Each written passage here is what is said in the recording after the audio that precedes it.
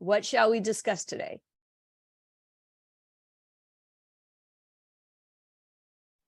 Okay. Can I ask a question about doing research on companies?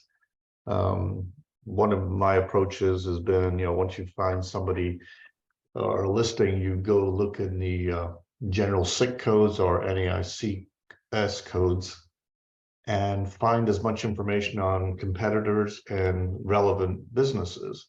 Now, a couple of things I've looked at is Data Axle and Dun & Bradstreet. Is there, unfortunately, Dun & Bradstreet is a fairly expensive process. It's $3,500 a year, but it does have, I think, the best information. Is there any services that could be shared, such as through EXP, similar to like the commercial group where you get subsidized access to some of the services because we're part of a major group that would give us information on company information? This would include sales, SIC codes, the year they started, employees, all that kind of information. So what types or what size companies are you dealing with, Alfredo? I mean, right now, I'm very specific. That's why I don't want to have something I just subscribe to, because, for example, right now I'm dealing with trophies and it's almost promotional materials. Somebody does a lot of engraving. So immediately I go to that industry because I want to approach the competitors and say, hey, do you want to upsize? Do you want to do an acquisition? I've got access to Data Axle, but I'm finding out that there's just a lot of information. I can get more information out of Google searches. Yeah. So the one that I talked to yesterday was D&B, Dun & Bradstreet, and they look pretty thorough, but again, there's an expense associated with it, and they don't have a pay-as-you-go kind of thing where and in this case, when I did the research for a very specific geographic area, I mean, we ended up with 24 names, which is perfect for me. I mean, I don't want to shoot too broadly. And, the Data Axle, because I'm part of another group right now, that whole thing cost me $3.75. So it was not a major expense, but it is, from other experiences, lacking in a lot of accuracy and up-to-date information. But I just thought collectively, if somehow we got into a D&B subscription on an EXP level, maybe it could be a lot more cost efficient than just an individual like me paying $3,500 a year just to get access to that information. Right. And what is the size of the company? I mean, what is their gross revenue and what is their EBITDA or SDE? Well, right now the listing price is about $850,000, and the seller's discretionary earnings is about $400,000. So what I'm going to look at is people that obviously can afford, because I have a few companies, some of the competitors that are perhaps only doing a couple $100,000 and probably couldn't afford to make that kind of transition. But there are several companies that I want to target, and really it's anywhere from like $500,000 in revenue all the way up, assuming that they're profitable.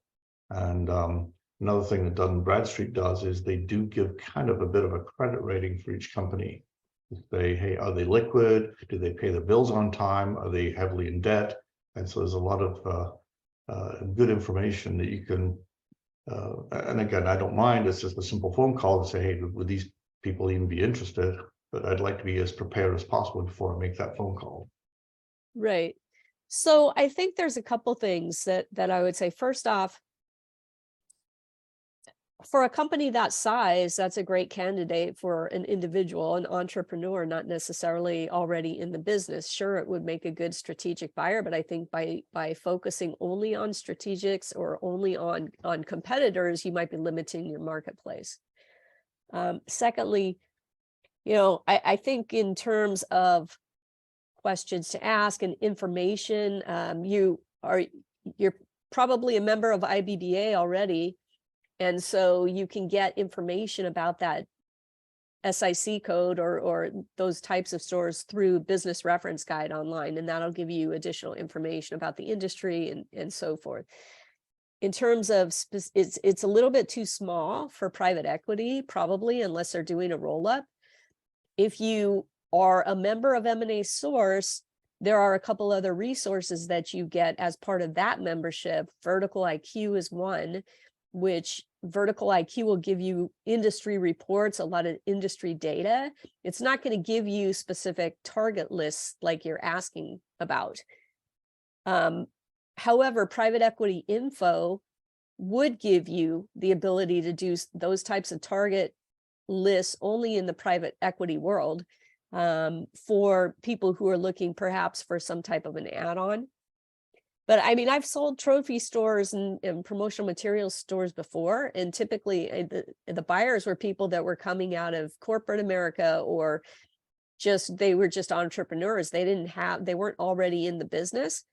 We just got them an SBA loan, and I think we marketed the business on BizBen, BizBuySell, and some of the other business for sale marketplaces, and got it sold pretty quickly. So is there a specific reason you only want to deal with, competitors or people that are already in the industry?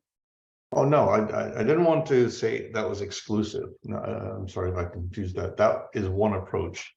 And the reason is, just recently, I'm from the printing world, so I was given a print shop, and it's almost like restaurants. I always say, yes, you can go to the corporate world, the people that are leaving the corporate world and wanting to start a business, but if they don't have that experience, I mean, that's a pretty big hurdle.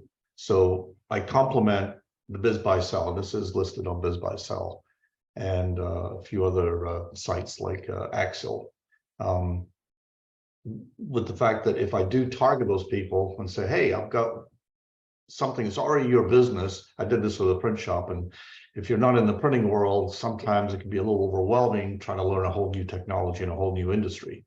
Going to a competitor and say, hey, look, you can add all these sales. You're basically buying the customer list, the equipment. You're probably going to close down the location because you really don't need to duplicate, 2 production facilities. But the fact is, everything will go to the bottom line, and aside from the material costs, that's all basically profit.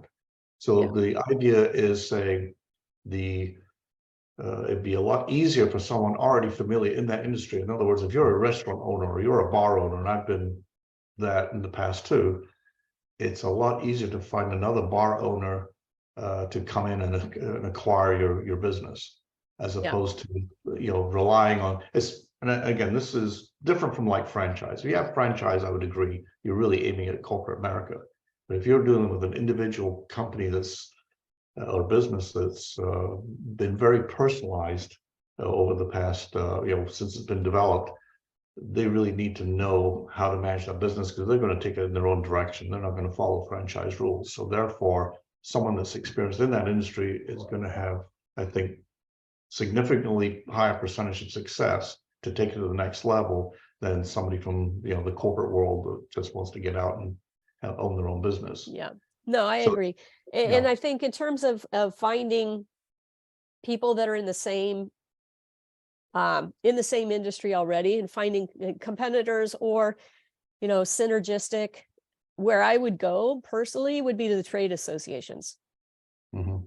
So there, and get lists from trade associations, because you may find, I don't know where this is located, but you may find somebody, like, since I'm here in California, frequently we'll be contacting people in East Coast and Midwest. Maybe they want to have a West Coast presence.